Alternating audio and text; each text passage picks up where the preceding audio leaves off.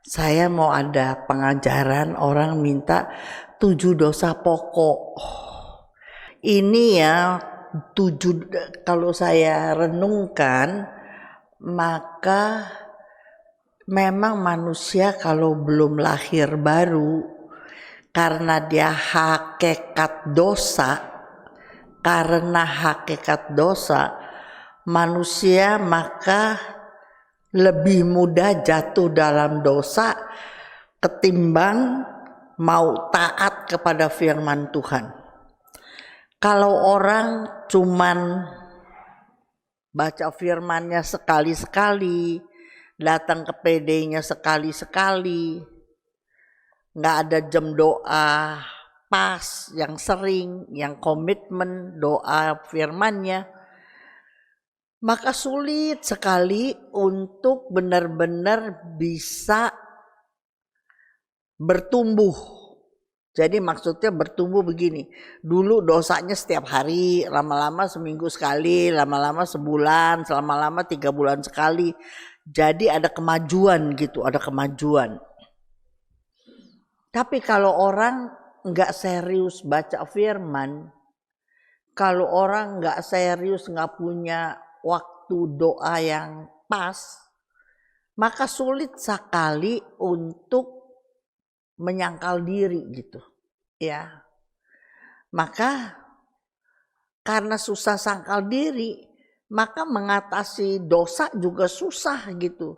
Makanya Anda jangan kaget, hamba-hamba Tuhan udah pakai jubah, udah pakai segala, ributnya soal yang nggak masuk akal gitu dosa. Jadi walaupun dia udah ambil keputusan melayani Tuhan seumur hidup dia, tetapi lepas dari segala dosa ini susah sekali gitu.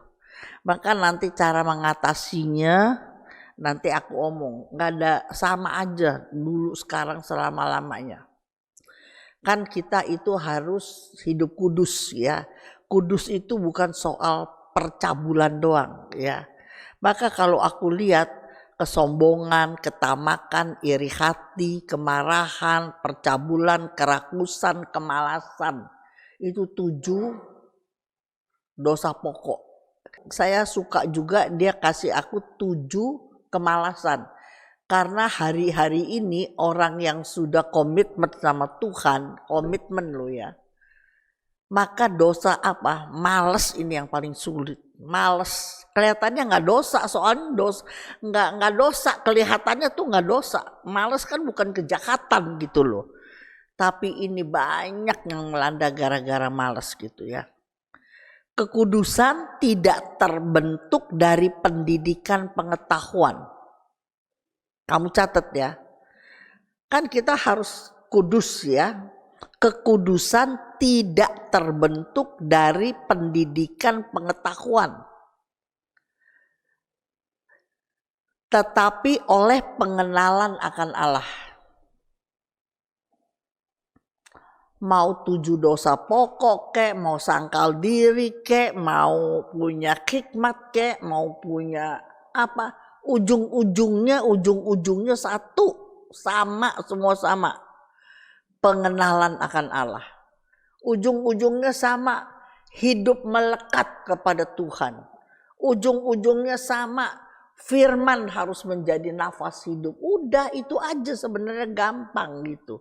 Ya, tapi karena terlalu sering diomong, jadi kayaknya klise. Tetapi itu sesungguhnya, sebab ini semua bukan soal percabulan doang, nggak kudus, bukan. Tapi 7 ini merangkum orang jadi orang kudus gitu loh. Ya. Ketamakan sama kerakusan, apa itu rosa? Kalau rakus, kalau aku sih pakai bahasa aku selalu kalau ngajarkan yang apa sih, yang sederhana aja gitu ya. Kalau kerakusan ada orang makan mulu, soal makan. Kata si Sri, ada teman saya si Sri udah meninggal sekarang. Apalah pakai bahasa dia. Temen gue tuh dia maunya makan makan mulu, sampai badannya udah gemuk, sampai susah jalan, maunya makan melulu. Itu sebenarnya tuh ada roh makan, tau gak sebenarnya. Aku nggak bahas ke situ. Tapi kalau tamak, ini tamak urusan apa sih, mau apa juga mau, barang orang mau, semua mau, tamak gitu tuh. Jadi bukan khusus makanan gitu, iya kan? Kalau rakus lebih kepada makanan. Tapi sekarang juga orang suka bilang, dia mah dasar rakus, semuanya mau gitu. Hampir sama, kalau aku bilang tamak rakus hampir sama. Nah, tamak itu lawannya kikir. Tapi tamak itu orang jadi pelit, tidak murah hati gitu loh. Makanya tidak ada kata pelit di sini, nggak ada nih. Pelit sebab kikir itu lawan dari orang yang tamak gitu. Ya. Yuk kita baca yuk 1 Tesalonika 4, 3 sampai 6. 2, 3. Karena inilah kehendak Allah, pengudusanmu, supaya kamu menjauhi percabulan, supaya kamu masing-masing mengambil seorang perempuan menjadi istrimu sendiri dan hidup dalam pengudusan dan penghormatan, bukan di dalam keinginan hawa nafsu seperti yang dibuat oleh orang-orang yang tidak mengenal Allah. Dan supaya dalam hal-hal ini orang jangan memperlakukan saudaranya dengan tidak baik atau memperdayakannya. Karena Tuhan adalah pembalas dari semuanya ini, seperti yang telah kami katakan dan tegaskan dahulu kepadamu. Jadi kan pengudusan, kalau bagi saya pengudusan mencakup semua dosa. Kalau kita masih hidup dalam dosa, maka hidup kita tidak kudus, gitu aja. Ya. Itu kan ada tuh di Yakobus 2 ayat 10. Kita bisa 8, bisa 9, salah satunya salah, gagal. Dia gagal semua, ya. Mana mungkin orang tidak punya jatuh dalam dosa, kelemahan. Setiap orang kelemahannya lain-lain, setiap orang kelemahannya lain-lain. Jadi nggak mungkin ada orang bisa melakukan hukum Taurat dengan sempurna, tidak mungkin. Itu sebabnya Allah Bapa kirim Yesus supaya melalui pengorbanan Yesus kita bisa minta ampun, karena hanya melalui darah Yesus kita diampuni dosa-dosa kita dan jangan berbuat lagi gitu, ya. Karena inilah kehendak Allah, pengudusanmu. Lihat nggak? Bukan hanya percabulan, ya kan? Ini yang udah jelas sekali. Tapi sekarang gimana ya? Aduh, aku lihat anak-anak tuh, anak muda ya. Anak kos-kos tuh, laki masuk perempuan, perempuan masuk lelaki. Gimana tuh kudusnya? Kalau dia nggak ngerti firman, anak-anak udah biasa, begitu biasa. Dulu aku lihat anak-anak sekian puluh tahun yang lalu, adik-adik saya masih kuliah, sekarang udah pada meninggal, udah tua. Gitu masuk-masuk paling takut orang tua kirim anaknya ke sana, sampai cari di susteran, sampai cari yang taruh di rumah tangga supaya jangan free sex gitulah kira-kira. Tapi sekarang kayaknya udah biasa, tau gak? Di Indonesia udah biasa. Serius. Ya, saya nggak mau menghakimi orang, tetapi bagaimana kalau anak nggak pernah dididik private sama orang tuanya sibuk, maka hal-hal yang private siapa yang bilangin? Masa suster, masa pembantu, masa teman baik? Nggak bisa. Ini pengajaran begini mesti pengajaran orang tua gitu, ya kan? Jangan ada orang memperlakukan saudaranya tidak baik. Nah, itu kan jadinya soal bukan soal percabulan doang kan, atau memperdayakannya. Jadi pengudusan itu mencakup seluruh dosa pokok gitu ya. Yang udah paling sering kita bahas, aku ambil dari kesombongan ya. Kesombongan dulu misalnya aku ambil.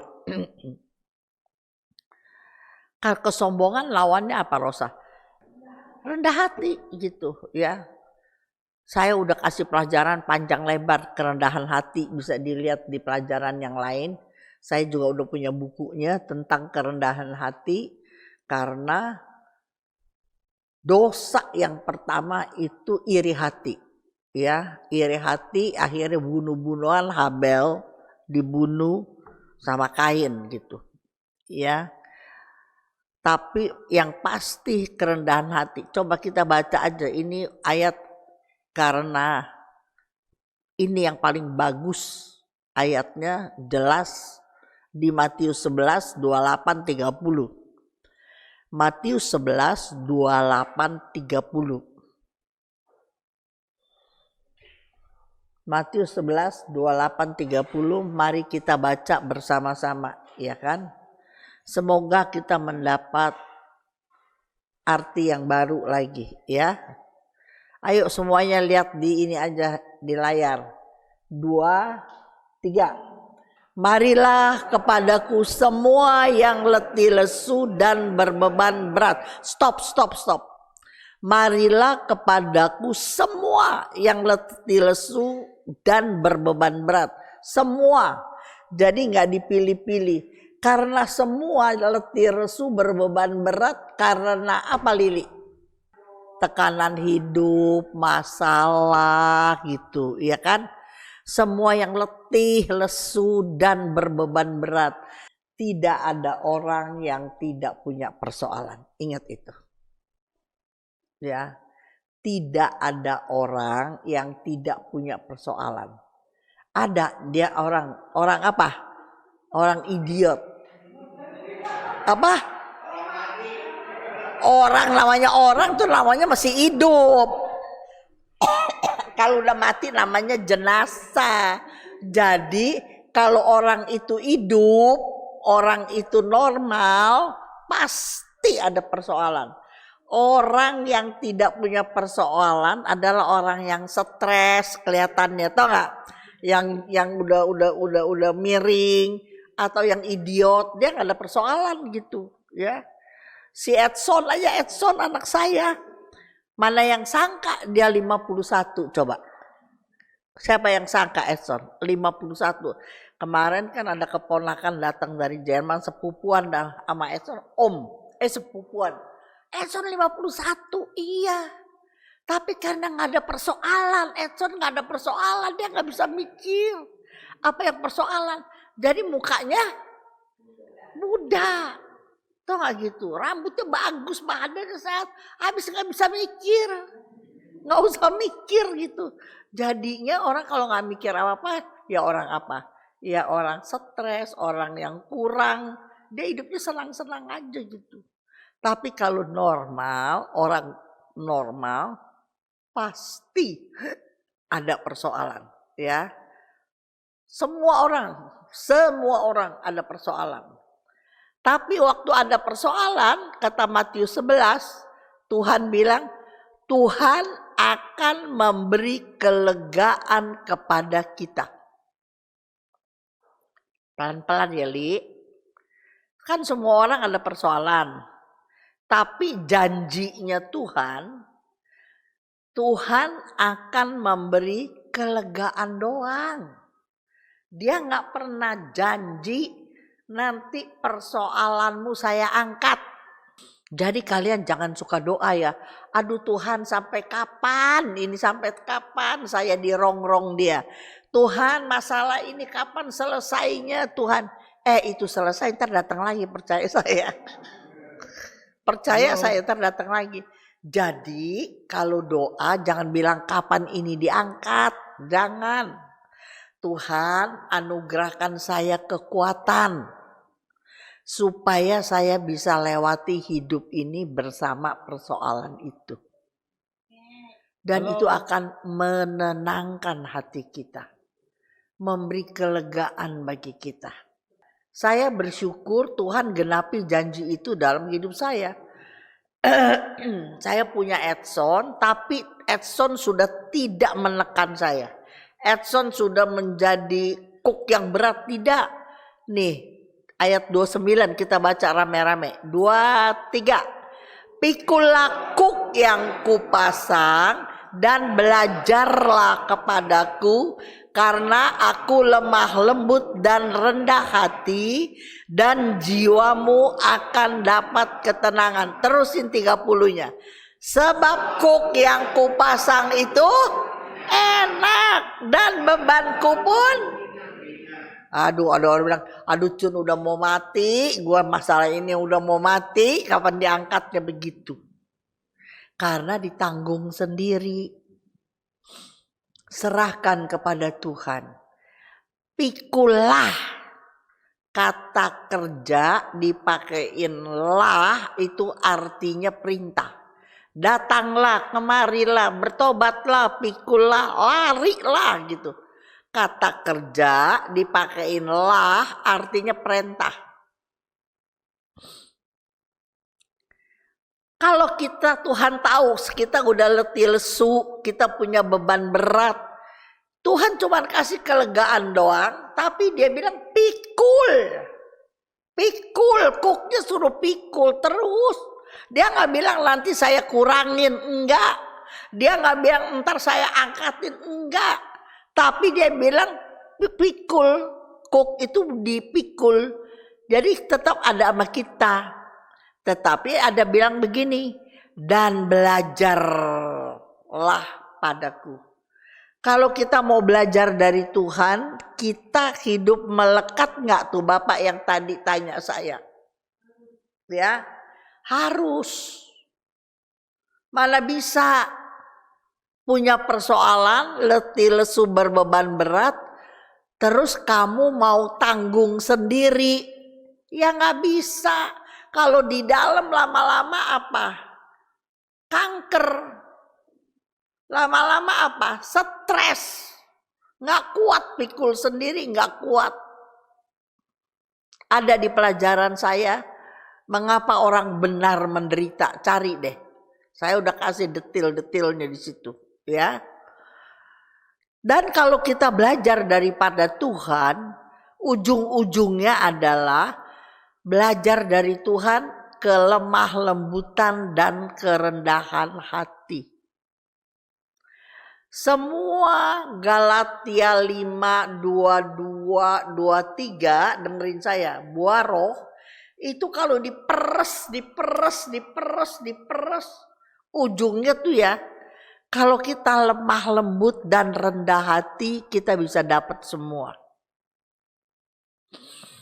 Lemah lembut di sini teman boleh dicatat, bukannya kita lemah lembut kayak Putri Solo loh ya, bukan.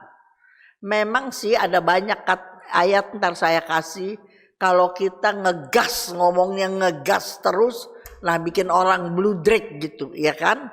Tetapi ini lebih kepada lemah lembut apa? Bisa dinasehatin, bisa dibilangin. Belajar, lihat YouTube saya tentang kerendahan hati.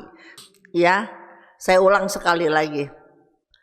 Kalau kita punya kelemah lembutan dan kerendahan hati, maka banyak solusi dalam problem yang Anda dan saya hadapi. Kita mau merendahkan diri dulu, kita tegur dulu, kita nggak malu bertanya, terus kita mau dinasehatin gitu. Tidak ada orang mengklaim dirinya saya orang yang rendah hati, saya orang yang lemah lembut, saya rasa nggak ada. Ya.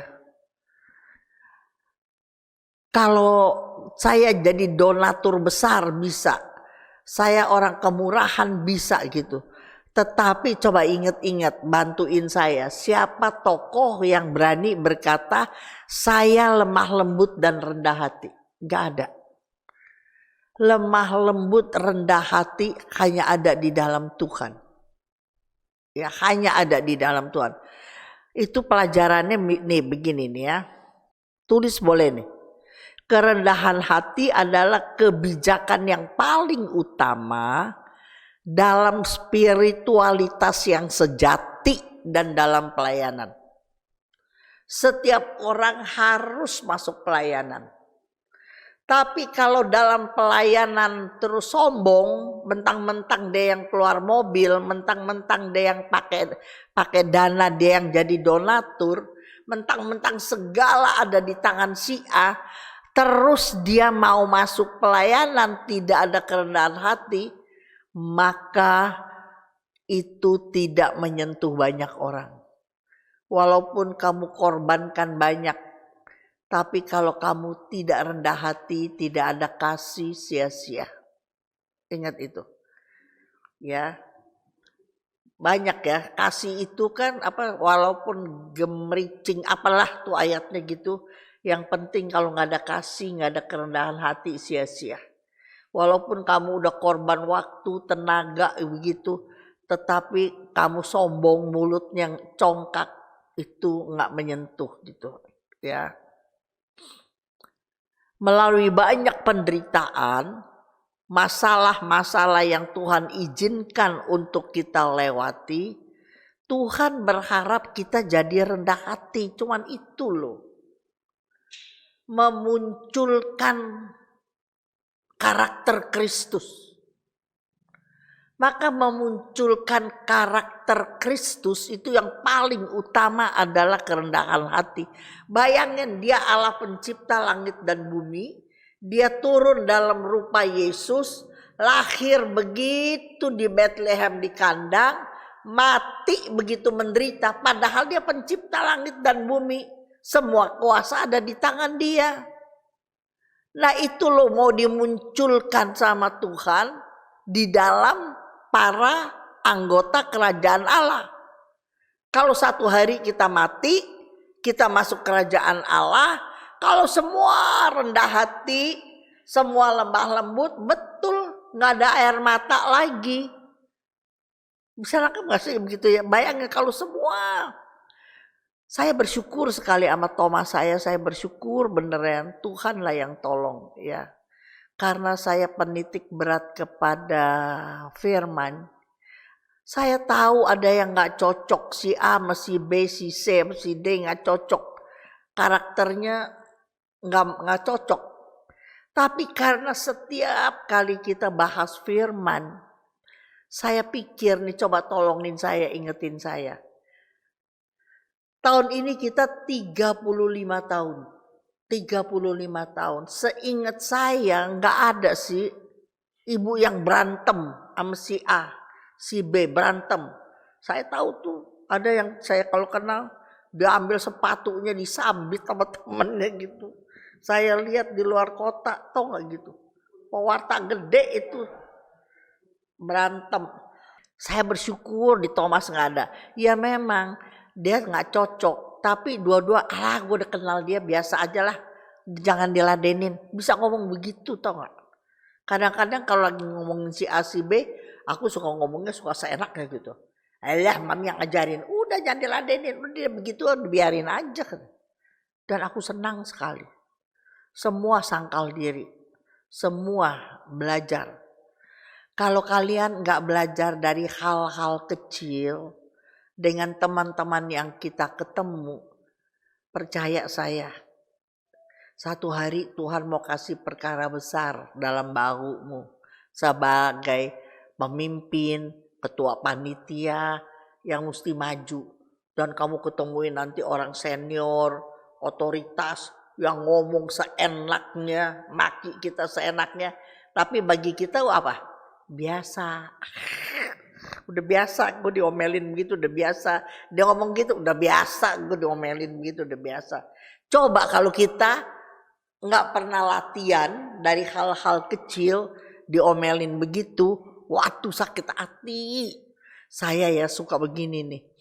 Orang konseling dulu saya masih terima, sekarang saya aduh udah tua ya. Aduh soalnya kecil begini, kecil bagi saya loh, kecil. Udah nangis-nangis segala macam, aduh mau pisah segala mau pisah, nggak tahan begitu. Aduh kalau kayak bilang Nanti aku suka tanya begini, ini kamu pasangan kamu yang pilih bukan? Iya. Bukan orang tua yang pilih, bukan. Disetujui nggak? Enggak sih, dulu nggak setujui. Nah sekarang kamu ngotot mau sama dia. Sekarang dia begitu. Mata orang tua tidak salah. Sekarang kamu ribut. Dia udah mau ngoceh-ngoceh, saya cuma tanya begini, ntar lu jangan panjang-panjang. Kamu mau meneruskan perkawinan apa enggak? Udah gue gitu aja, kalau gue ini mau masih terus apa mau masih enggak? Kalau emang udah nggak mau enggak, udah ada pacaran gini-gini, aduh capek dan ntar gue kasih orang lain aja dah, gitu dah, tau gak gitu? Kalau masih mau, ujung-ujungnya apa? Belajar lemah lembut nggak? Belajar ngalah bukan? Belajar rendah hati bukan? Ya, ini sekarang teman-teman dengerin nih yang di sana, yang di Zoom. Kalau sekarang lagi sebel sekali sama pasangan nih. Lagi sebelnya setengah mati. Tanya sama diri sendiri. Ini mau diterusin apa enggak gitu aja. Saya kalau itu sabar, saya orangnya nggak sabar. Ini mau diterusin apa enggak? Apa kalau mau diterusin, kamu ribut saben hari capek nggak? Gue tanya gitu aja dah. Capek nggak? Capek kan? Mau diterusin tapi ribut melulu, bakal apa? Buang-buang energi. Tahu nggak buang-buang energi? Kalau memang mau diterusin, tapi saya nggak salah Ibu Cun. Istri yang terak pasti begitu. Saya nggak salah. Iya salah nggak salah udah problem kedua, problem ketiga. Yang penting mau diterusin apa enggak? Mau terus apa enggak? Mau nggak ulang tahun perkawinan kayak saya? 58 tahun mau? Ya ngalah, udah gitu aja. Kalau kagak mau ngalah, ya ntar besok bercerai. Ntar kalau mau ngelamar anak mana bapaknya digondol kolong wewe, mana emaknya sama digondol gitu. Malu nggak? Biar anak kamu cakep, biar anak kamu pinter, biar duit kamu banyak, grade-nya turun, tahu nggak turun? Turun apa enggak sih? Apa zaman sekarang tidak memperhitungkan begitu? Saya nggak tahu dah. Kalau dulu sangat memperhitungkan bibit, bebet, bobot, gitu, ya kan? Saya nggak tahu zaman sekarang. Kamu pisah nih, kecuali kamu digebukin ya. Kalau digebukin ya apa bisa tafel and bed gitu, tau nggak? Ya. Jangan bercerai dulu, ntar Tuhan kasih dia nggak tahu dia kecelakaan kayak tangannya apa kayak kagak bisa mukul kamu. Tapi kalau dia bukan cuman nggak mukul nih, kalau nggak mukul, udah pisah-pisah dia dulu dah, pisahnya sono lu kamar depan, gua kamar belakang gitu, dan jangan ribut soal duit sekali lagi nih. Saya paling sedih kalau orang konseling sama saya nggak mau pisah tapi ributnya soal duit. Dan itu banyak sekali. Duit kamu apa duit saya? Saya udah bayar uang DP-nya. Cicilannya lu dong. Kan pakainya sama-sama, bakal rumah. Ribut aja, aduh. Ngapain kawin? Soalnya katanya harta terpisah. Tanya ada pastor-pastor, harta terpisah itu tidak boleh di gereja Katolik, betul nggak? Di gereja Katolik nggak boleh ada harta terpisah, bayangin. Ya, tapi manusia tuh lihai. Demi ini demi itu saya nggak mau tahu deh. Duit bisa ribut sampai kayak gitu. Jangan pernah berantem sama pasangan soal duit. Kalau kamu masih punya tenaga, kamu masih bisa, udah diem aja dah. Ngalah aja ngalah. Bayain biar anak-anak menikmati rumah tangga yang tenang, bahagia. Kamu gak dapet dari pasanganmu, nanti anak-anak kamu kan lihat. Anak-anak kamu kan gak buta. Dia akan lihat.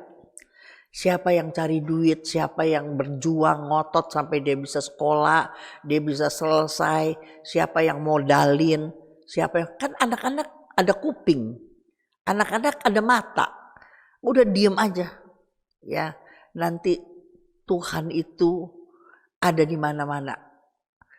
Di Amsal 15 ayat 3 tuh kalau nggak salah ya, Mata Tuhan liatin orang. Siapa yang menabur baik, dia pasti dapat baik. Gitu aja. Kan kawin kalau bisa sekali doang. Kamu cari laki yang kedua, kamu cari bini yang kedua, bini ketiga. Yang luka yang kelihatan ya. Ini kelihatannya apa nih, misal, aduh Ibu Cun, dia kelihatan banget gitu. Kamu bercerai, kamu kawin yang kedua. Luka yang itu, borok itu gak ada. Tapi ada di dalam ketutupan. Bercerai lagi, cari lagi yang itu. Kamu gak bakal dapat orang sempurna. Ingat itu. Sebab kita sendiri tidak sempurna. Ingat ya. Oke.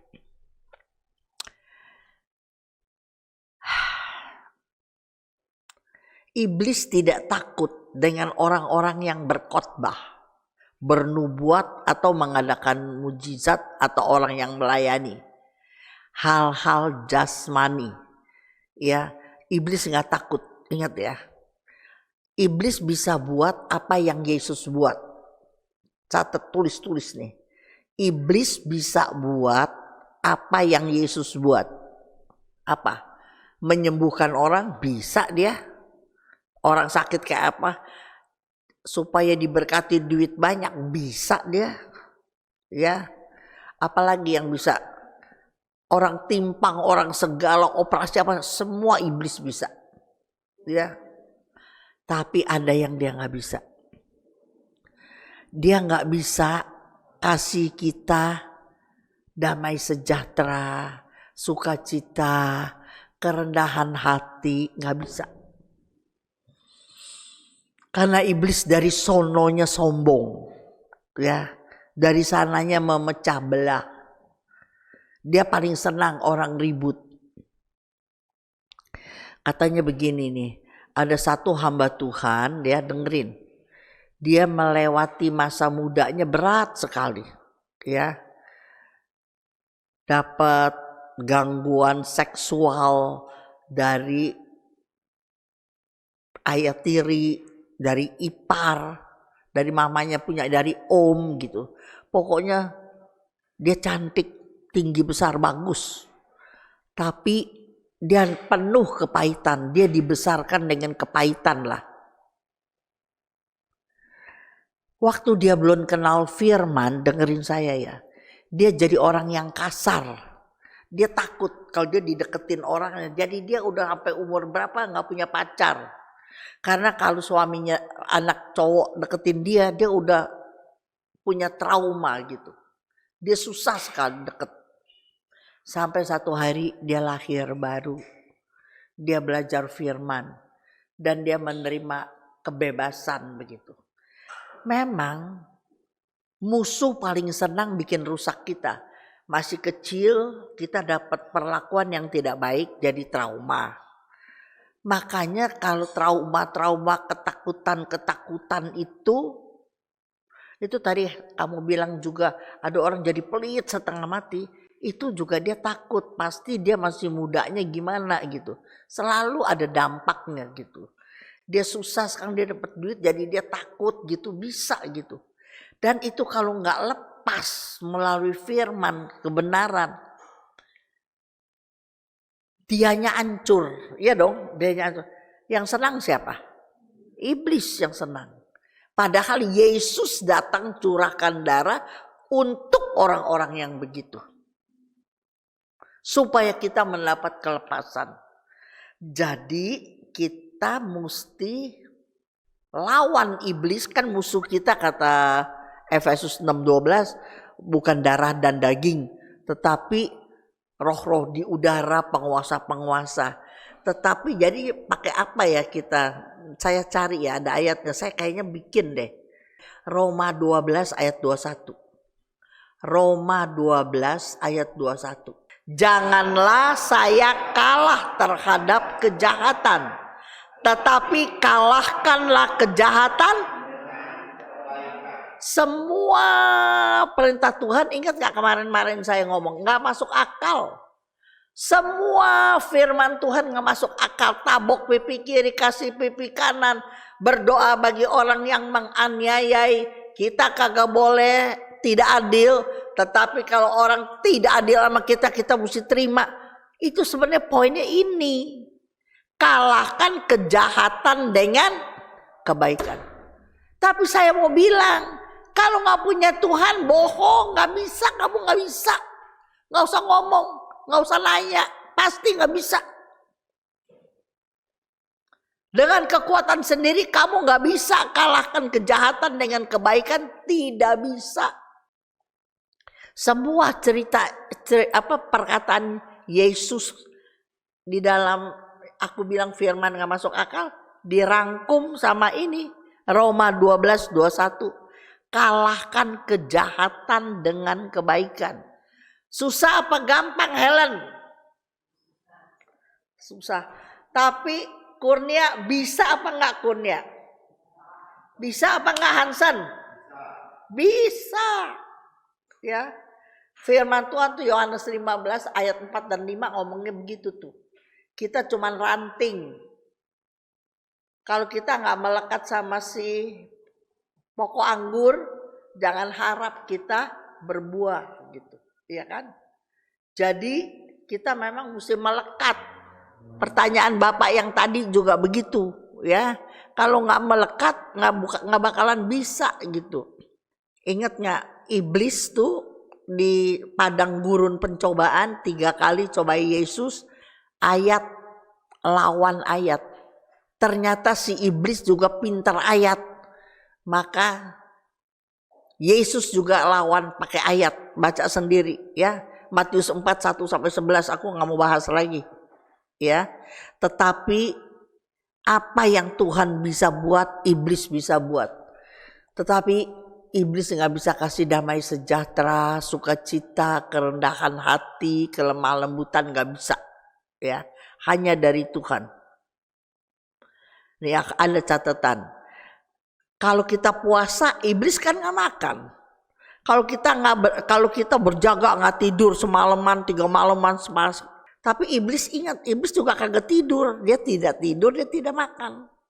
Satu-satunya dimensi yang dapat kita unggul dari iblis apa? Kerendahan hati. Sebab iblis tidak memilikinya. Catat ya. Kan kita puasa melebihin dari iblis gitu. Orang iblis kagak makan, lu puasa juga iblis kagak puasa kok. Dia kagak makan. Jangan tidur 3 hari 3 malam tuh ada tuh. Pengen dapat ilmu apa di kuburan, jangan makan gitu. Jangan tidur. Emang iblis kagak pernah tidur gitu. Ya. Satu-satunya dimensi yang dapat kita unggul dari iblis, dimensi apa? Kerendahan hati. Sebab iblis tidak memilikinya. Ini Santo Moses dari Ethiopia. Aku lihat bukunya. Ya. Semakin kita rendah hati, maka kasih karunia Allah pasti mengalir. Dari tempat yang tinggi, mengalir ke tempat yang rendah. Ingat ya. Kalau kita sombong, kita tinggi hati, maka nggak bisa. Dengan satu lagi. Pada saat kita merasa sebagai orang yang rendah hati, catat nih. Pada saat kita merasa sebagai orang yang rendah hati, saat itulah kita kehilangan kerendahan hati kita. Jadi kalau di depan orang banyak jangan bilang, aku udah rendah hati apa? Aku nih udah rendah hati, tahu nggak? Aku udah tok ngalah gini, aduh. Itu udah hilang, rendah hatinya tuh udah hilang. Ya. Jangan suka tepok dada di depan orang, apalagi tempat orang yang kamu lagi kesel. Gue nih udah ngalah, gue nih udah rendah hati, lu injak kepala gue. Tuhan bilang gini nih, Tuhan tidak memberikan pencobaan melebihi kekuatan kita. Jadi kalau yang merasa kepalanya diinjak tuh bodohnya kamu tahu. Maaf deh. Aku jangan mau ngomong kepala gue diinjak, ngalah, ntar kepala diinjak. Itu perkataan orang kuno. Sekarang kita punya Yesus, roh di dalam kita lebih besar dari segala roh. Nggak ada yang berani injak, tahu nggak? Jangan suka ngomong begitu. Roh yang ada di dalam aku lebih besar dari segala roh. 1 Yohanes 4 ayat 4. Jadi nggak usah pikir bahwa nanti kepala saya diinjak. Jangan suka ngomong begitu ya. Itu namanya mengutuk diri sendiri. Saya masuk yang kedua, kesombongan ya. Nih, 2 Timotius 3 ayat 2. 2 Timotius 3 ayat 2. Ini itu perikop tentang manusia pada akhir zaman. Yuk kita baca dari layar, ada itu. 2, 3. Manusia akan mencintai dirinya sendiri dan menjadi hamba uang. Terjadi apa enggak nih sekarang? Iya, terus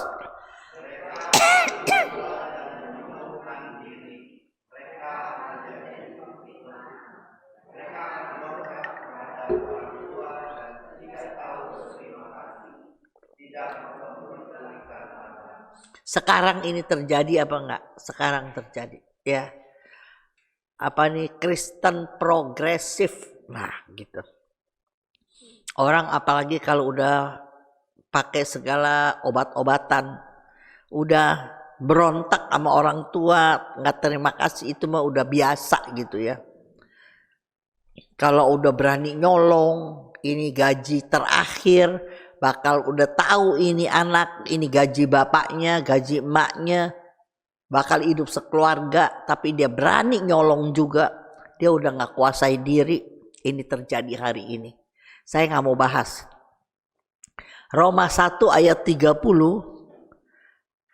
mereka itu Roma ya, umat di Roma ini, karena Roma 1 ayat 30. Mereka itu, ayo, siapa itu mereka? Mereka itu umat di Roma. Saya udah bilang, Roma dari zaman Bakala sampai sekarang kebudayaannya bagus, keuangannya bagus, pendidikan rata-rata juga bukan yang rendah, yang susah, bukan. Orang Roma itu di atas rata-rata. Mari kita baca, mereka adalah pengumpat, penfitnah, pembenci Allah, kurang ajar, congkak, sombong, pandai dalam kejahatan, tidak taat kepada orang tua. Jadi apa yang aku ambil begini? Kan tadi aku bilang umat Roma di atas rata-rata. Hari ini dengerin saya. Anak yang berpenghasilan bagus di atas rata-rata seringkali punya orang tua nggak diperhatikan. Ingat ya, kamu salah begitu. Selagi orang tuamu hidup, kamu harus bersyukur. Ungkapkan syukur kamu. Jangan mami disuruh jaga rumah melulu, mami disuruh jaga anakmu melulu. Iya kan? Nanti kalau udah kamu pergi-pergi kemana, mami cuma dapat sisa-sisa. Kayak teman-teman saya bilang gini, aduh saya nih ini tahun ini udah 2 kali pergi ke Amerika, pergi ke Australia. Cun, bukan senang-senang Cun, gue jaga cucu. Jadi pergi-pergi itu saya jaga cucu katanya. Dia lagi mau pergi tur, jadi saya mesti datang gitu. Jangan sampai begitu, boleh lah kalau mami nggak ada kerjaan di sini gitu, ya kan, no problem. Tapi kalau pergi diajak, jangan mami sudah sekolah sudah jaga apartemen lagi, buset deh. Itu ada yang kata orang Cina bilang, kalau memperlakukan orang tua seperti raja, dia akan jadi mendapat berkat raja. Tapi kalau dia memperlakukan orang tua seperti pembantu, maka berkat anak seperti pembantu. Gitu. Oke. Nah,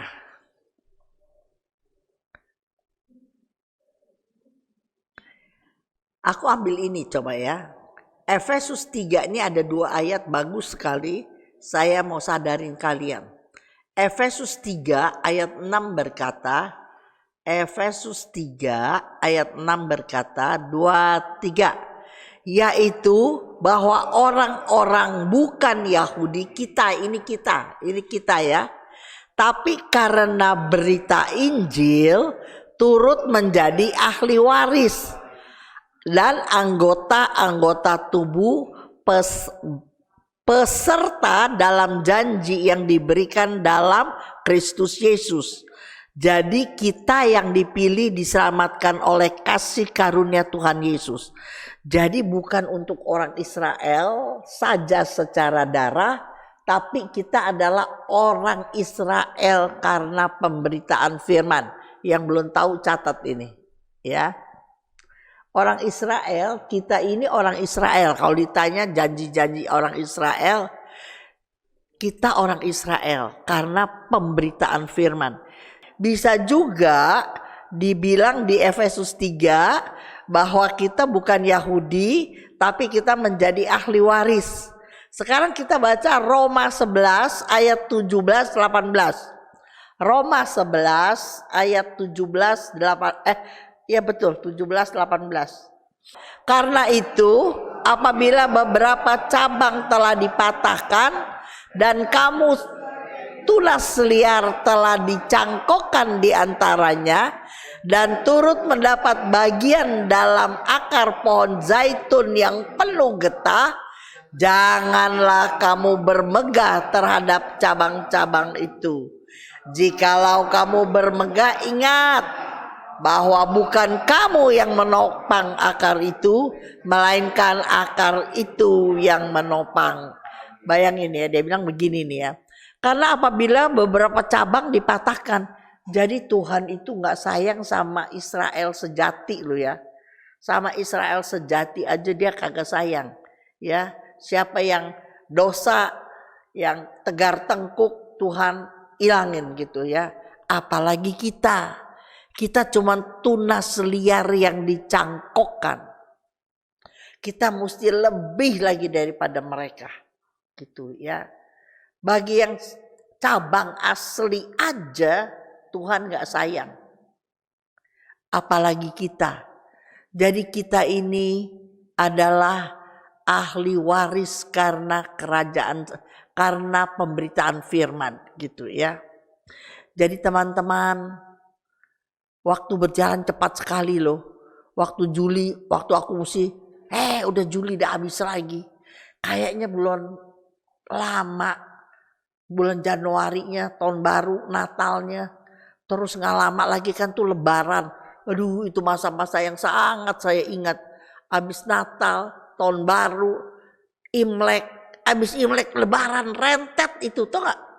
Semua tuh keluar duit berat tuh semua tuh. Dari Natal, tahun baru, pada habis tahun baru, Imlek, habis Imlek, Lebaran, habis Lebaran di tengah-tengah, habis bulan lagi. Aduh saya ingat, sekarang udah Juli, coba toh, waktu berjalan cepat sayang. Pergunakan waktu, jangan sia-sia. Waktu semakin dekat, semakin dekat. Bagi saya apalagi teman-teman saya, bukan dulu saya bilang sebulan sekali saya ke orang mati. Sekarang 2 minggu sekali saya ke orang mati. Umur saya tuh aduh minta ampun deh. Jadi ingat ya, jangan kita jadi dua gitu. Mau Tuhan tapi mau dunia. Saya ulang ya, banyak orang kan dibilang gini, Cun, kita masih injak bumi nih, takaknya digetrok-getrok. Kita masih injak bumi, jangan ngomong kayak lu terus, Cun. Kita masih hidup di bumi, jadi gimana? Ya udah 50-50, ya udah nggak bisa dibilangin. Kalau orang belum sadar 50-50, karena kita masih injak bumi katanya. Saya bilang itu salah. Kalau mindset kamu bilang saya 50-50, maka ketika kamu melakukan dosa, melakukan sesuatu yang tidak cocok sama Tuhan, mindset kamu udah mengiyakan. Saya gak suka begitu. Lebih baik saya mau ikut Tuhan 100%. Serius. Tapi ada kadang kalah kita jatuh lain ya. Saya jatuh dalam dosa sama saya bilang hidup 50-50 aja, beda. Ya. 1 Yohanes 2 ayat 15 berkata,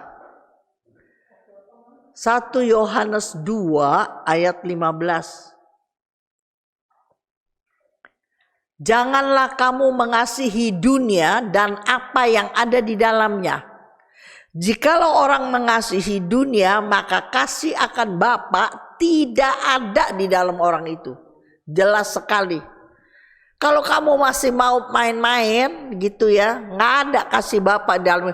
Kamu belum menikmati sepenuhnya kasih Bapa gitu. Itu ingat nggak? Si anak yang hilang pulang ke rumah bapaknya, bapaknya senang setengah mati.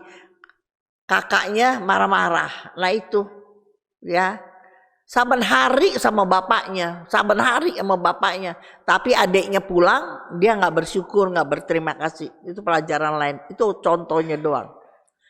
Kalau kita baca 16-17 dari 1 Yohanes 2, liatin ini orang gimana nih ya. Sebab semua yang ada di dalam dunia adalah keinginan daging dan keinginan mata serta keangkuhan hidup. Nggak mau kalah gitu ya. Dia punya apa, saya mesti punya. Dia mau kepengen apa, saya juga bisa begitu. Bukan berasal dari Bapa. Jadi kalau kamu sombong, tapi itu dari dunia, jelas sekali. Coba perhatikan. Keinginan daging, keinginan mata, serta keangkuhan hidup bukan dari Bapa. Itu dunia yang mempengaruhi kamu.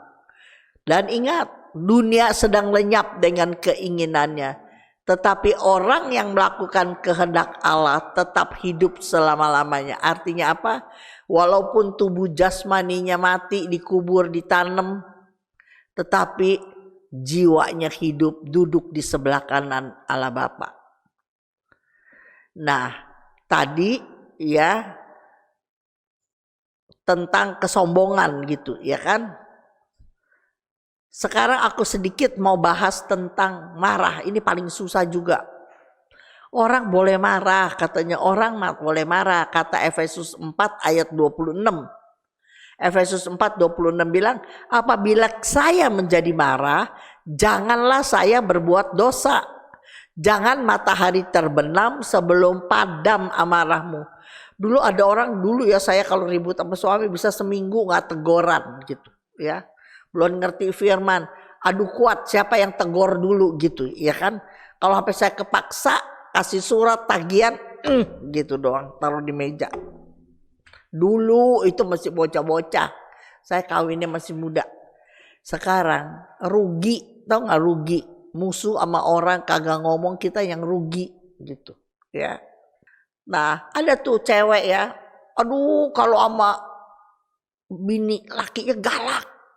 Kalau di kita baik dia orangnya tuh gak, aduh. Amsal 21 ayat 19, aku demen dah ayat ini. Amsal 21 ayat 19. Semua baca ya, semua baca, ayo keluarin Bobby. Amsal 21 ayat 19. 2, 3. Lebih baik tinggal di padang gurun daripada tinggal dengan perempuan yang suka bertengkar dan pemarah. Ternyata ada ya, herannya aku ya, kok perempuan dia bilang kenapa nggak laki ya? Kenapa dia nggak bilang kalau daripada tinggal sama lelaki yang suka bertengkar dan pemarah?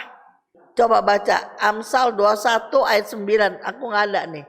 Ya, 2, 3. Lebih baik tinggal pada sudut soto rumah daripada diam serumah dengan perempuan yang suka bertengkar.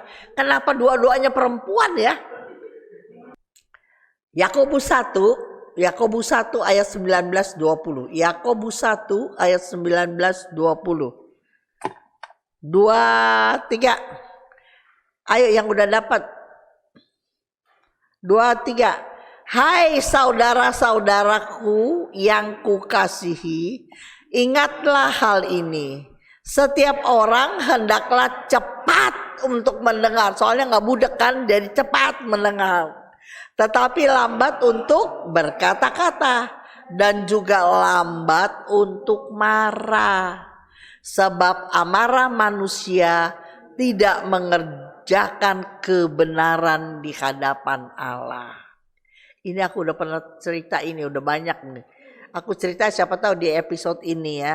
Ini soalnya teman saya kenal baik, suami istri.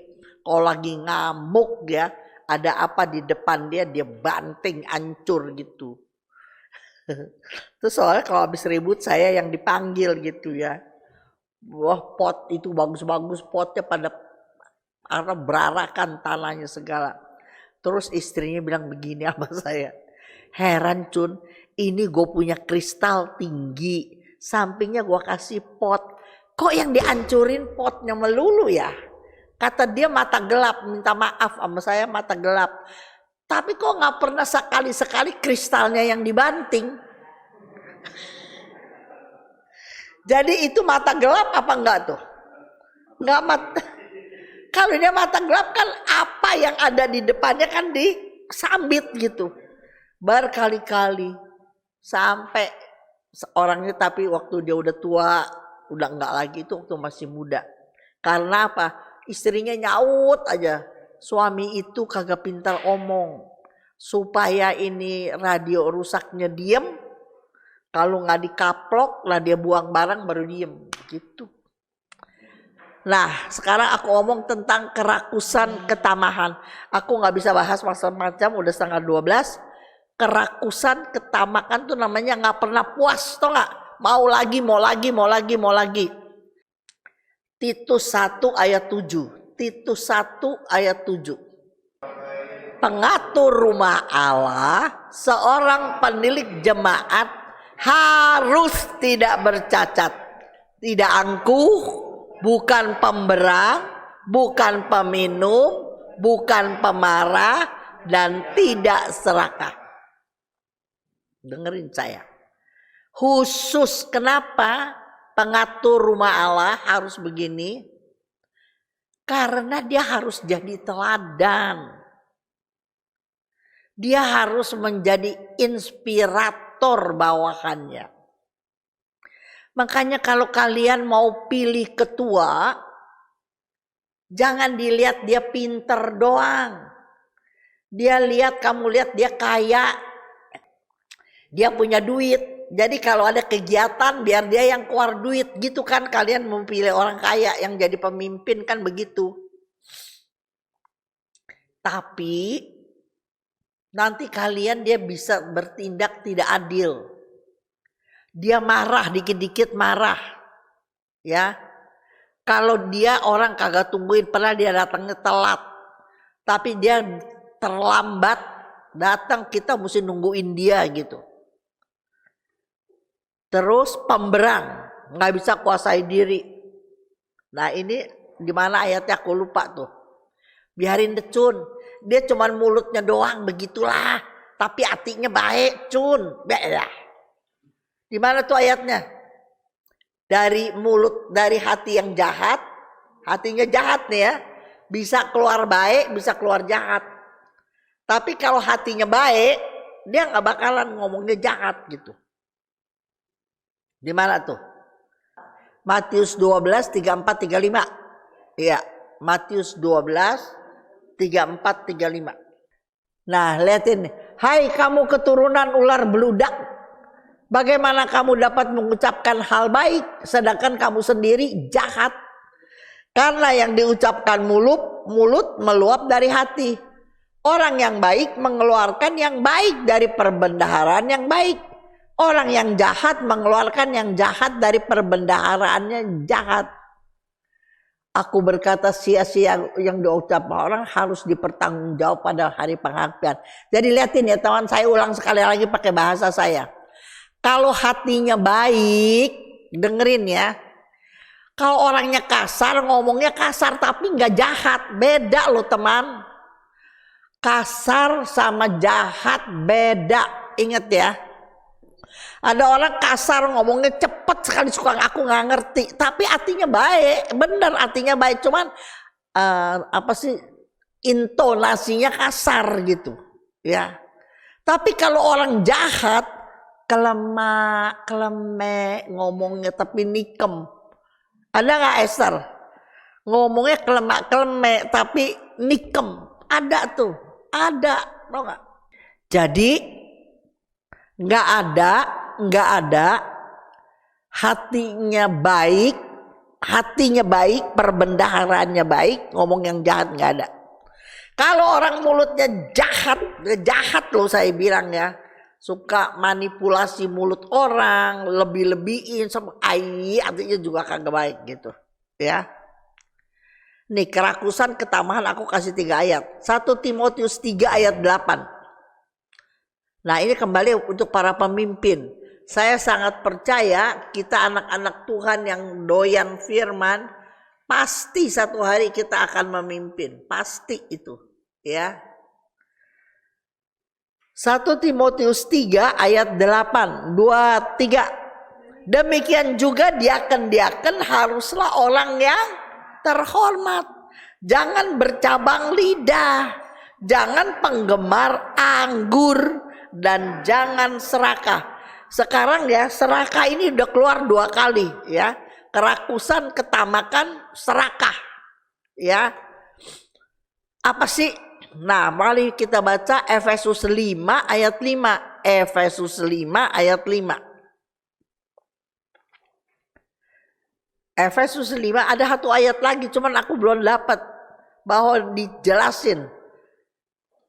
Karena ingatlah ini baik-baik, tidak ada orang sundal, orang cemar atau serakah, artinya penyembah berhala yang mendapat bagian dalam Kristus dan Allah. Jadi dengerin ya, ini semuanya untuk para diaken, untuk kita-kita yang hobi firman. Dengerin sayang. Kita udah gak pergi penyembah berhala, nanya-nanya yang begitu-begitu, kita udah gak lagi. Tapi kalau kamu serakah, gak pernah puas, sampai orang punya hak kamu ambil. Kamu yang aku, padahal itu kerjaan orang lain.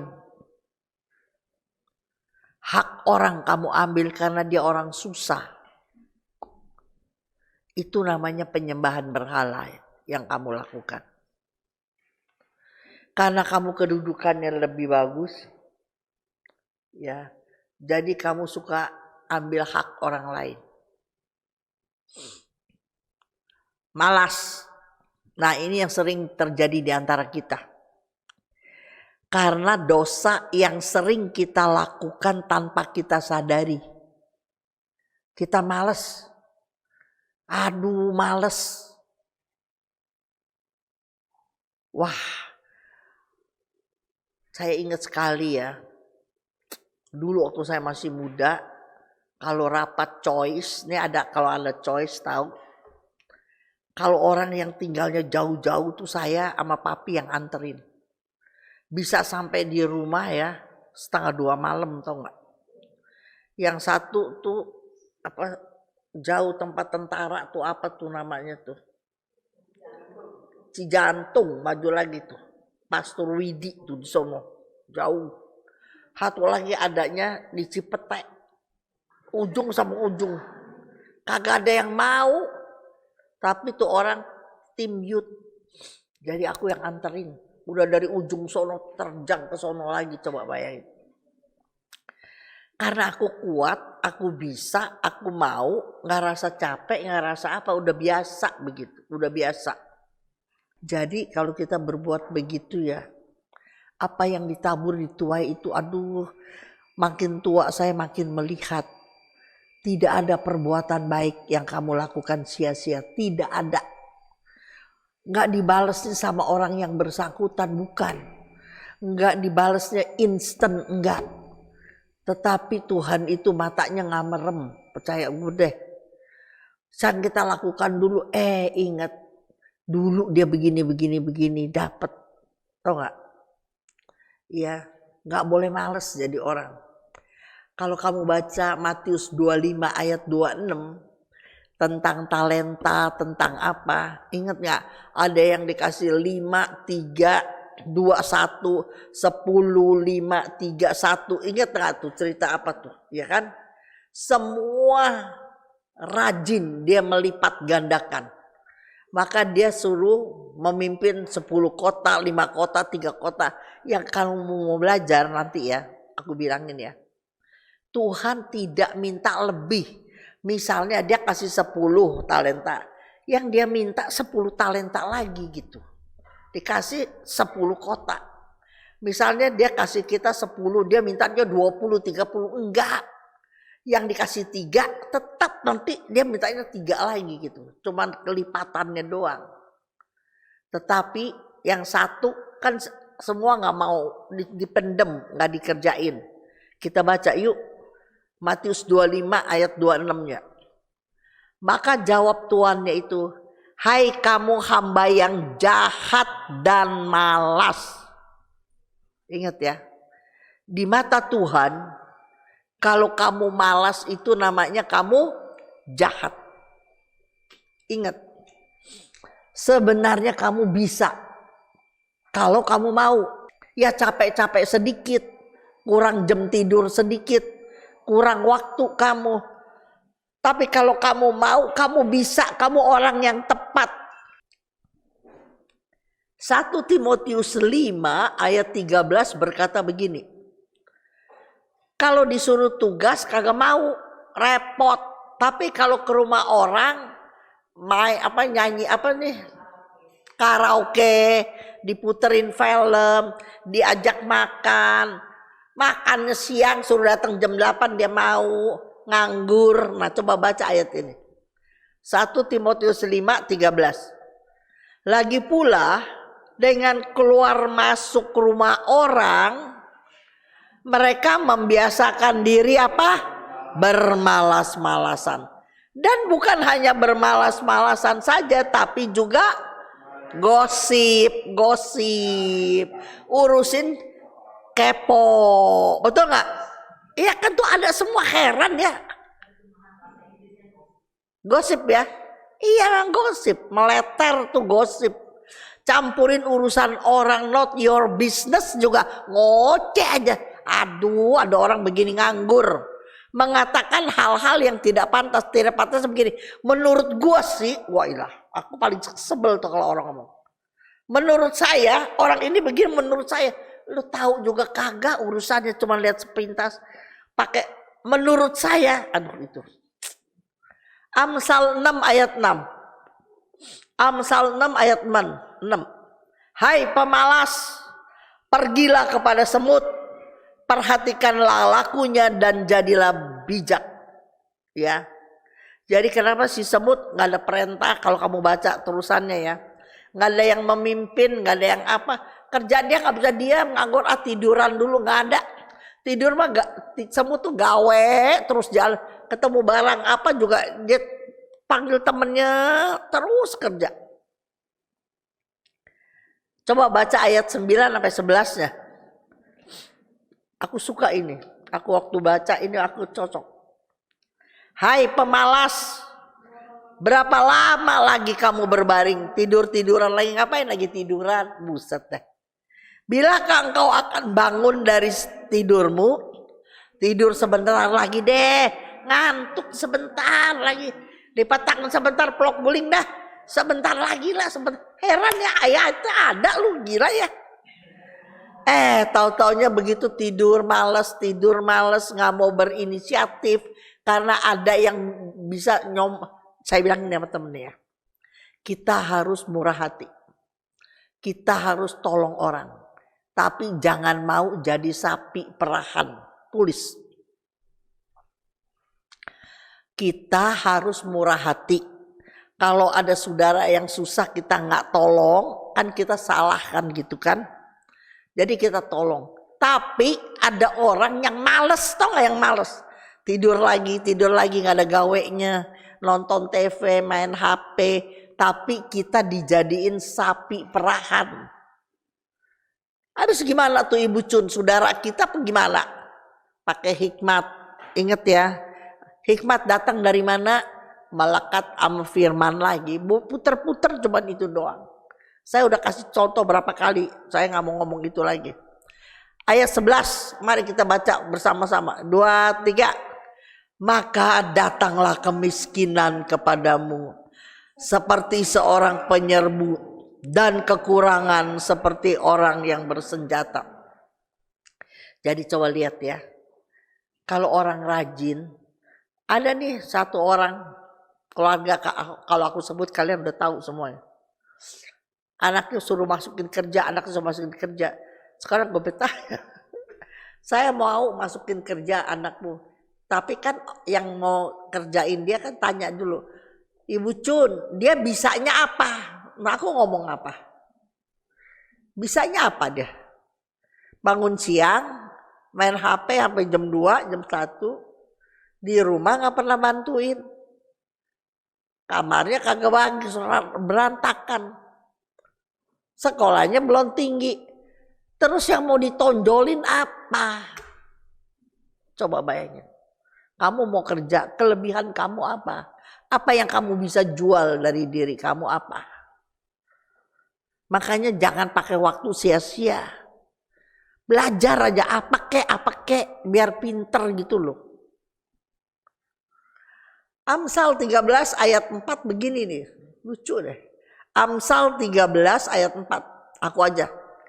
Hati si pemalas penuh keinginannya. Mau ini, mau itu, tetapi sia-sia. Orang yang rajin diberi kelimpahan. Si pemalas cuman ngapain? Punya ide. Ntar ya kalau dapat duit gue mau jualan begini. Ntar ya kalau om gue yang kaya datang gue mau minta ini. Idenya banyak sekali. Orang malas idenya banyak. Tapi yang kerja kecil-kecil dia embung. Tau gak gitu? Dia maunya yang gede. Dia maunya yang tampil. Kalau yang suruh kecil-kecil latihan yang kagak ada interest sama dia gak mau gitu. Padahal ayatnya bilang kalau engkau setia perkara yang kecil-kecil, iya aja terus, iya melayani aja terus. Percaya saya, ketika ada order yang gede, kamu yang dipanggil. Amin gak? Ya, dia dong. Orang mau pakai aja si A. Aduh rajin, nggak dibayar juga dia kerjanya rapi, bersih, teliti, tekun. Waduh, yang punya duit datang bayar dia, dapatnya double triple gitu. Tapi kalau nggak pernah punya pengalaman yang kecil-kecil, mana bisa yang gede datang sama kamu. Ini yang paling sering ayat ini. 2 Tesalonika 3 ayat 10 dan 11. 2 Tes 3 ayat 10 dan 11. Sebab juga waktu kami berada di antara kamu, kami memberi peringatan ini kepada kamu. Kami memberi peringatan kepada kamu, jika seorang tidak mau bekerja, janganlah ia makan. Kami katakan ini karena kami dengar ada orang yang tidak tertib hidupnya dan tidak kerja, melainkan sibuk dengan hal-hal yang tidak berguna. Aduh, ayat ada aja ya. Ayat ada aja, ngomong apa juga ada. Kalau nggak kerja jangan makan. Ini kalau kagak makan piring dia ketok-ketok tuh, kalau udah jam makan maminya nggak sediain ya. Piringnya dia ketok-ketok. Maminya lagi nyuci lagi lari sediain makanan. Kalau aku bilang nggak, dengerin ya, lu nggak usah kasih makan 2-3 kali kagak mati, anak lu diemin aja. Tapi emak sendiri kan nggak tega gitu. Kalau disuruh susah tanggung, kalau disuruh tanggung gitu. Tapi jam makan udah ketok-ketok piringnya kalau belum datang. Oke. Nah, bagaimana cara mengatasinya? Ya. Nah, ini aku kasih sedikit deh. Ya, oke. Ketajaman dan kepekaan mata hati hanya bisa dibangun melalui keintiman hubungan dengan Tuhan. Ujung-ujungnya cuma itu doang. Jadi pertanyaan Bapak tuh yang pertama, poinnya kenapa jatuh lagi di dosa yang sama. Memang itu kelemahan kita. Tapi itu jaraknya mesti makin hari makin jarang dong ya. Kalau kamu punya komunitas, kamu punya cell group, kamu bisa sharing kelemahan kamu, maka makin lama harus bisa berubah, pasti bisa berubah ya.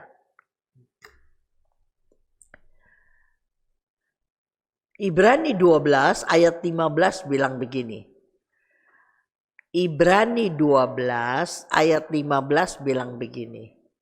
Jagalah supaya jangan ada seorang pun menjauhkan diri dari kasih karunia Allah.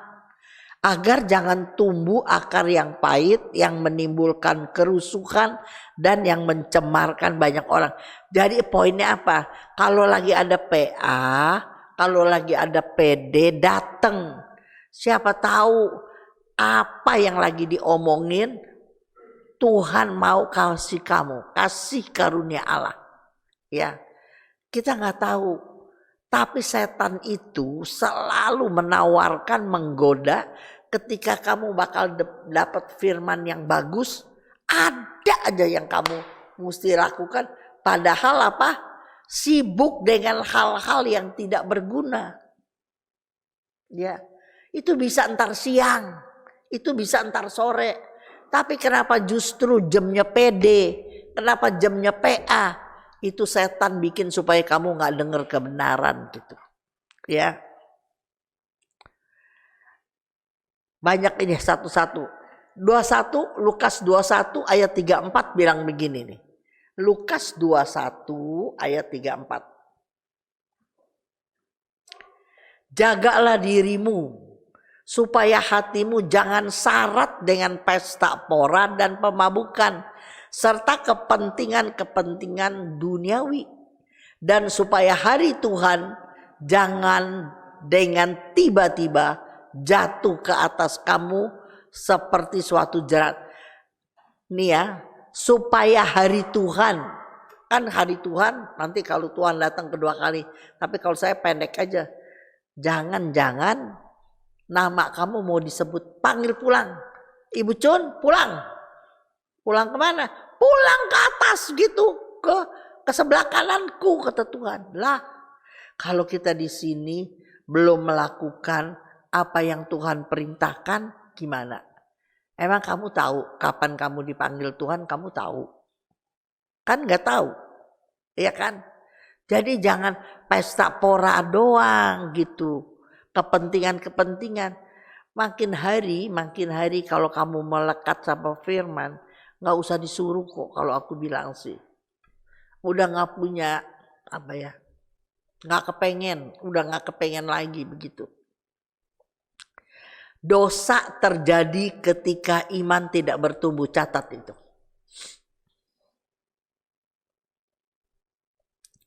Kalau iman lagi bertumbuh terus, dengar firman terus, doa terus, pelayanan terus bertumbuh, dosa makin jarang. Tapi kalau iman gak bertumbuh, gak mau belajar, gak punya ketekunan, gak punya jam doa yang pas, aduh, gak bakalan, dosa datang terus. Dosa terjadi ketika iman tidak bertumbuh. Jadi kalau kamu mulai sekarang, jam doa ada, baca firman ada, orang pelayanan kamu mau, kan capek. Pelayanan tuh berkorban macam-macam. Waktu, tenaga kamu semua habis ya. Tapi adain waktu untuk pelayanan. Jangan cari duit melulu. Nanti habisnya bakal berobat. Coba bayangin, bener gak gitu? Kurang makan, gak bener, sayang. Mau cari yang murah, dagingnya yang gak bagus. Makan buah mahal, makannya gado-gado melulu. Apa tempe melulu. Sekali sayang duit. Tapi dia pinter nyimpen. Tahu-taunya sakit, BPJS-nya belum diperpanjang. Masa tungguin BPJS diperpanjang gak masuk rumah sakit dong. Jadi keluar duit. Akhirnya apa? Ada banyak saya lihat boleh dengan mata kepala sendiri. Pabriknya habis, duitnya habis, dianya mati. Rencana kemana gitu? Gue cuma tinggal rumah Cun. Kalau rumah dijual, gue udah gak punya apa-apa. Semua yang bisa dijual saya udah jual, tinggal rumah. Padahal rumah ini saya mau warisin bakal anak-anak saya.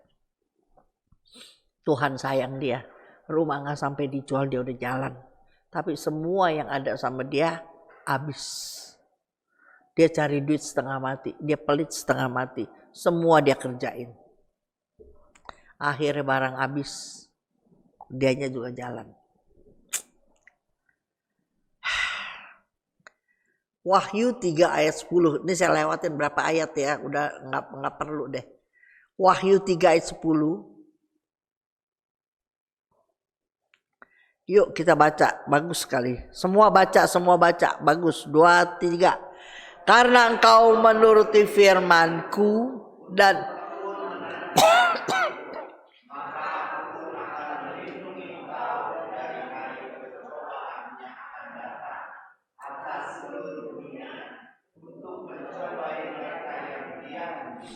Allah nggak usah pakai nanti hari pencobaan seluruh dunia segala. Ya sekarang aja ada WA, saya nonton begini nih. Orang lagi di WA kan suka ada bagus-bagus gitu ya. Dia lagi duduk nongkrong, baru duduk gitu dia lagi nongkrong, tapi dia berdiri gitu mau ambil barang. Toto truk apa sih yang bulat tengahnya apa roda apa tuh? Peleknya lewat di belakang dia cuma kayak ada angin, terus dia cuma begini, peleknya lewat, dia tenang aja ambil lagi, dia nggak tahu tuh 5 senti aja dia begini sedikit, habis dia kehajar pelek, dia cuma lagi gini, dia lagi begini, pelek lewat di belakang dia, itu diluputkan bukan tuh, dia nggak tahu, dia nggak rasa. Ada tuh film-film begitu aku suka sekali. Aku kali itu gitu, aku lihat-lihat ya, aku diluputkan sama Tuhan juga udah banyak kali. Jadi kalau kita bisa sekarang di hari tua, badan sehat, semua bisa, aduh itu benar-benar kerjaan Tuhan. Ya,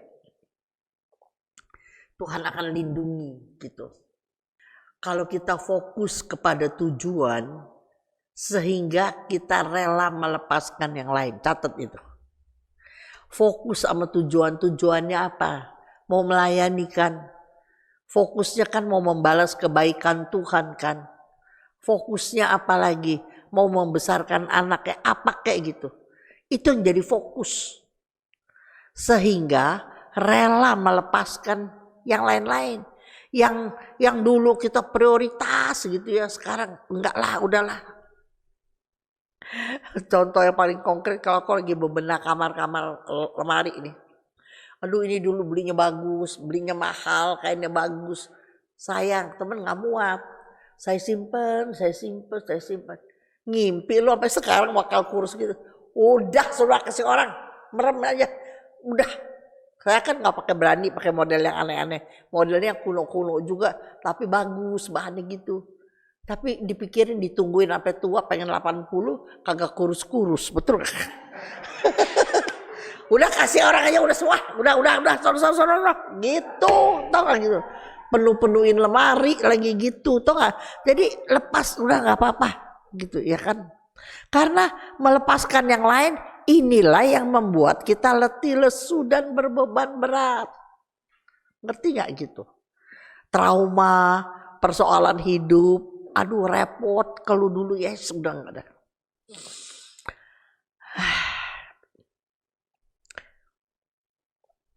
Oke, saya tutup aja. Matius 25:30. Tadi itu aku ingat ya, hamba yang tidak berguna, ingat ya yang punya talenta 1, terus dia nggak apa-apa yang dia simpan. Matius 25 ayat 30 berkata, dan dicampakkanlah hamba yang tidak berguna. Coba, tidak berguna. Apa sih yang tidak berguna? Dikasih talenta, dikasih karunia. Saya selalu ngomong, dikasih muka cakep, dikasih sekolahnya bisa pinter, dikasih badannya sehat sampai sekarang. Ada fasilitas di dalam rumah dan kamu bisa gitu ya. Semua Tuhan kasih. Tapi kamu gak berguna, tahu gak berguna. Gak nolong orang dengan segenap hati. sok-sok cuman merendahkan diri karena ada maksud, lama-lama juga ketahuan tuh orang begitu, lama-lama sama teman baik kalau tahuan, tau gak gitu. Dia cuman baik sama ada maunya, nah gitu tuh, tau gak.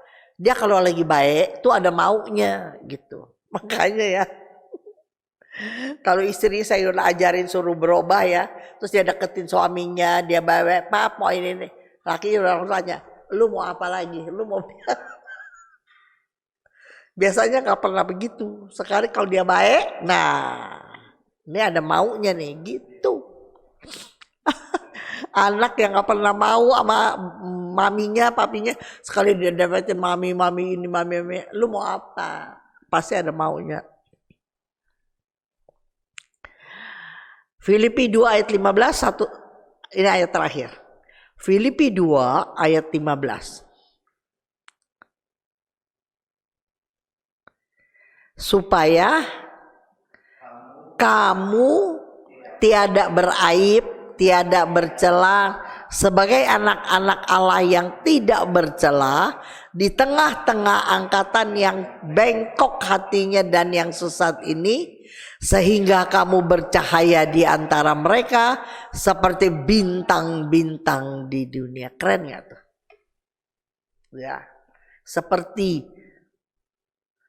bukan seperti lu, sehingga kamu tidak bercela di tengah angkatan yang bengkok hatinya yang sesat ini, sehingga kamu bercahaya di antara mereka seperti bintang. Tadi aku bacanya seperti, enggak, kata firman Tuhan, sehingga kita bercahaya di antara mereka seperti bintang-bintang di dunia. Oh, jadi begini, emang kirain bintang-bintang di dunia doang yang jadi sorotan orang gitu. Ternyata kalau kita di dalam Tuhan, kita adalah bintang-bintang dalam kerajaan Allah. Keren gak? Ya. Kalau ini sih dari saya doang.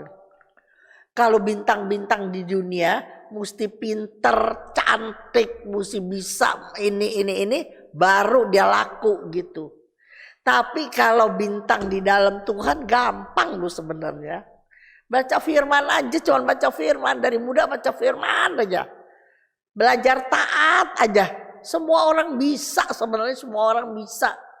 Biar kamu jelek kek, biar ada cacat sedikit kek, biar pendek kek, tinggi, tapi baca firman terus, lama-lama bisa percaya nggak? Bisa.